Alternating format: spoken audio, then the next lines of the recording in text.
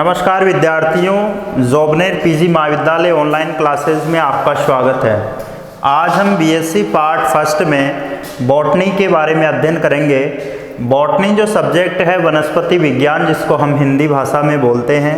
वनस्पति विज्ञान जो है वो विज्ञान की ही एक शाखा है, जिसके अंतर्गत हम वनस्पति के अंतर्गत जितनी भी जो वर्ल्ड में जो जितनी भी वनस्पतियां हैं, पेड़ पौधे हैं, घास फूस हैं, उन सभी के बारे में हम अध्ययन करते हैं। तो कहने का मतलब ये है कि वनस्पति विज्ञान के अंतर्गत हम पेड़ पौधों की विस्तृत संरचना, शारीरिकी और आंतरिक संरचना का विस्तार पूर्वक अध्ययन करते हैं। सबसे पहले हम बात करेंगे जनरल इंट्रोडक्शन ऑफ बॉटनी, अर्थात वनस्पति विज्ञान का सामान्य परिचय। आपने सुना होगा, पिछली कक्षाओं में पढ़ा भी होगा कि वनस्पति विज्ञान के जो जनक हैं वो थियोफ्रेस्टस, प्रोफेसर थियोफ्रेस्टस वैज्ञानिक थे। उन वैज्ञानिक ने बताया कि जो पेड़ पौधों में जो आकार की और जो शारीरिक की जो संरचनाएं पाई जाती है वो जंतुओं की अपेक्षा कुछ अलग होती है। क्योंकि जंतु और पेड़ पौधों में अलग अलग संरचनाएं पाई जाती है, तो पेड़ पौधों की संरचनाओं के बारे में विस्तार पूर्वक जो अध्ययन किया था वो थियोफ्रेस्टस वैज्ञानिक ने किया था। यदि हम बात करें थियोफ्रेस्टस की, तो थियोफ्रेस्टस ने वनस्पति विज्ञान के अंतर्गत अनेक अनुसंधान कार्य किए और इस अनुसंधान कार्यों के दौरान उन्होंने अनेक प्रकार के जो पेड़ पौधे हैं उनका विस्तार पूर्वक अध्ययन किया और उन पेड़ पौधों के बारे में उन्होंने विस्तार पूर्वक जानकारी लेकर के उनके लोकेशन के बारे में स्थिति प्राप्त की, उसकी फैमिली का पता लगाया और फैमिली का पता लगाने के पश्चात उसकी जो संरचना है, संरचना के अंतर्गत उन्होंने रूट, स्टेम, लीव्स और फ्लावर और फ्रूट, बीज यानी कि सीड, इन सब संरचनाओं के बारे में उन्होंने विस्तार पूर्वक अध्ययन किया। रूट के बारे में यदि हम बात करें वनस्पति विज्ञान में, कोई भी यदि हम एक पादप की संरचना की बात करें तो हम देखते हैं कि जो वनस्पति विज्ञान जो है उसके अंतर्गत यदि हम कोई भी एक पादप ले लें, जैसे कोई भी एक हम पादप ले लेते हैं, इस पादप की हम संरचना बनाते हैं, तो इस पादप में हम जानते हैं कि जो पादप होता है उस पादप में अनेक प्रकार की जड़ें पाई जाती है। जड़ों के अलावा कुछ इसमें जैसे और भी संरचनाएं हैं, जैसे तना है, पत्तियां हैं, पुष्प हैं, बीज हैं, वो सभी प्रकार की संरचनाएं देखने को हमारे को मिलती है। तो उन सभी संरचनाओं के बारे में यदि हम विस्तार पूर्वक अध्ययन करें तो वो केवल एक ही शाखा है विज्ञान की, वो शाखा है वनस्पति विज्ञान। उस वनस्पति विज्ञान की शाखा के अंतर्गत ही हम इसका अध्ययन कर सकते हैं। तो थियोफ्रेस्टस ने सबसे पहले पादप की जो आंतरिक जो संरचना और बाह्य संरचना के बारे में विस्तार पूर्वक अध्ययन बताया। तो उसके दौरान उन्होंने सामान्य जो परिचय है पादप का, उस सामान्य परिचय के अंतर्गत उन्होंने सबसे पहले जो बात की है वो बात की है रूट। रूट को हम जानते हैं कि हिंदी भाषा में रूट को क्या बोलते हैं? जड़ बोलते हैं। अब जड़ की यदि हम बात करें तो जड़ के दो प्रकार होते हैं।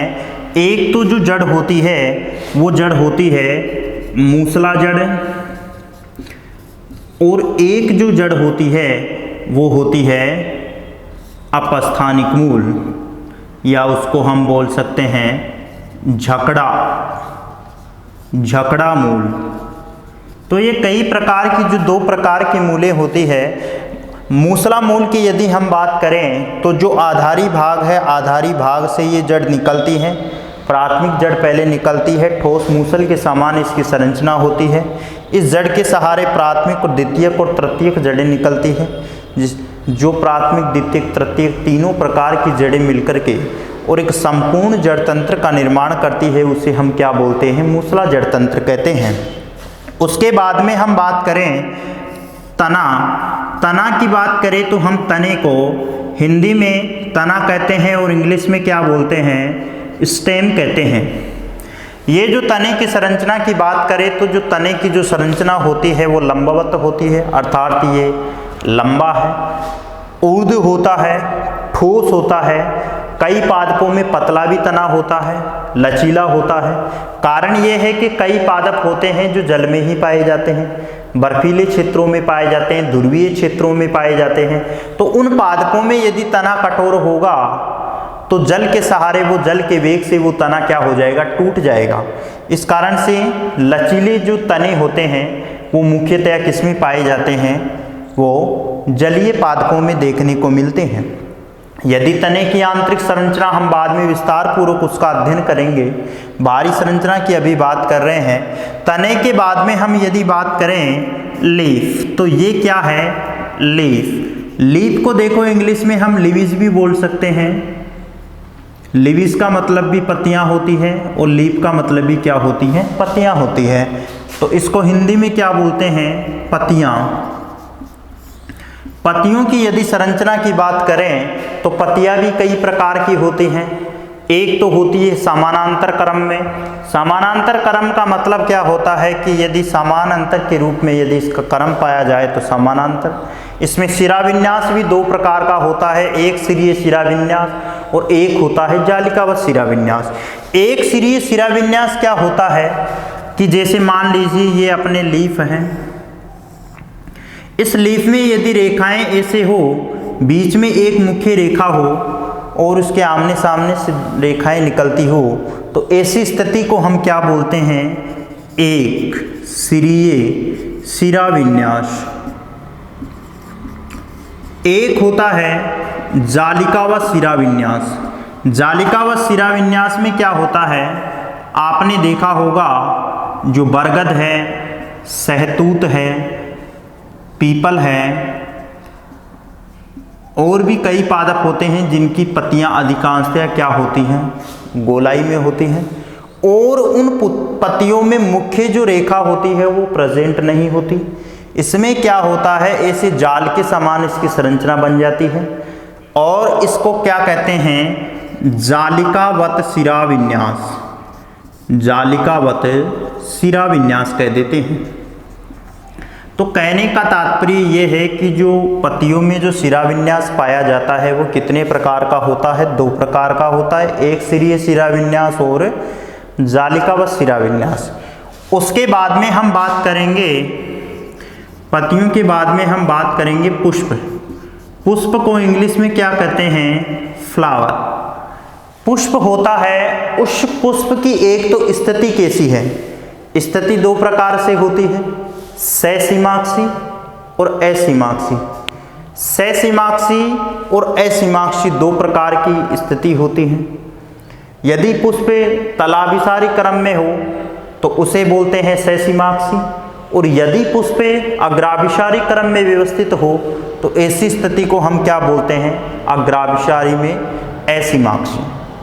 अब उसकी बात करें, यदि कुछ पुष्प जो होते हैं वो सहपत्रहीन होते हैं और कुछ पुष्प होते हैं वो सहपत्री होते हैं, अर्थात सहपत्र उसके पास में, जिस पुष्प के पास में सहपत्र लगा हो तो ऐसी स्थिति में सहपत्री बोलते हैं और पुष्प के पास में यदि सहपत्र उपस्थित नहीं हो तो ऐसी स्थिति सहपत्रहीन होती है। तो पुष्प हो गया। आंतरिक संरचना में इसमें कुछ होते हैं, जैसे बाह्य दल भी होता है, बाह्य दल के बाद में दलपुंज, दलपुंज के बाद में होता है पुमंग, पुमंग के बाद में होता है जायंग। तो ये जो पुष्प के जो मुख्य जो भाग होते हैं वो चार होते हैं, बाह्य दलपुंज, दलपुंज, पुमंग और जायंग। तो ये चार प्रकार के जो अंग होते हैं वो पुष्प में पाए जाते हैं। इन चारों का ही कार्य अलग अलग होता है। बाह्य जो दलपुंज होता है उसका जो कार्य होता है बाहरी जो आघात है उनसे रक्षा करना और आंतरिक अंगों की रक्षा करते हैं क्योंकि बाहरी तरफ उपस्थित हैं। दलपुंज हैं, दलपुंज आकर्षित करते हैं, जो परागकण ले जाने वाले जो कीट हैं, पराग कीट जिनको हम बोलते हैं, उनको अपनी ओर आकर्षित करते हैं ताकि परागण अच्छी तरीके से हो जाए। पुमंग, पुमंग में हम पुंकेसर जिनको हम नर जायांग का नाम भी देते हैं और जायांग में हम अंडाशय की संरचना देखते हैं। तो ये हो गया पुष्प। पुष्प के बाद में क्या होता है, बीज का निर्माण होता है। अब हम देखते हैं कि बीज भी कई प्रकार का होता है। बीज की यदि हम बात करें तो कई पादपों में कई प्रकार के बीज होते हैं। अब बीज भी कई प्रकार के होते हैं।